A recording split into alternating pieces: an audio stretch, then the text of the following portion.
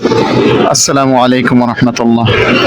প্রিয় শুভাকাঙ্ক্ষী সকলের প্রতি আন্তরিক শুভেচ্ছা, সালাম এবং ঈদ মুবারক জানাচ্ছি। মোবাইল চালানো প্রায় একেবারেই বন্ধ রেখেছিলাম, যদিও অনেকের সাথে যোগাযোগ করার ইচ্ছা থাকা সত্ত্বেও যোগাযোগ করিনি। বাইতুল্লাহ শরীফে ইতিকাফের সময়টা পরিপূর্ণ কাজে লাগানোর চেষ্টা করেছি।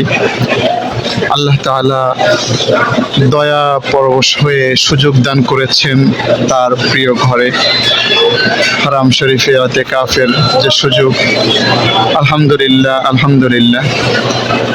আজ মাগরিবের সাথে সাথে ইতিকাফ শেষ হয়ে গেছে। এরপরে এশার নামাজও এখানে আদায় করা হয়েছে। হাজী সাহেবরা, ওমরাকারীরা, ইতিকাফকারীরা সবাই অধিকাংশরাই ফিরে গেছে। আবার কেউ হয়তো এখানে আজ ঈদের রাতটাও অনেকে যাপন করবে।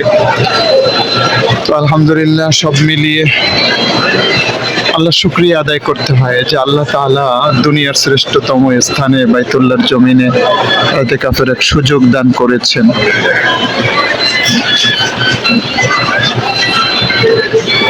অনেক অনেক প্রশান্তি, আসলে এটা বলে বোঝানো যাবে না।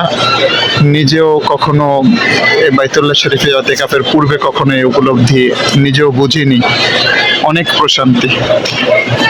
তো আল্লাহ তাআলা আমাদেরকে ভালো কাজে বেশি সুযোগ দান করুক, আপনাদেরকেও কবুল করুক। আপনাদের জন্য দোয়া, আমিও দোয়া প্রত্যাশা করি।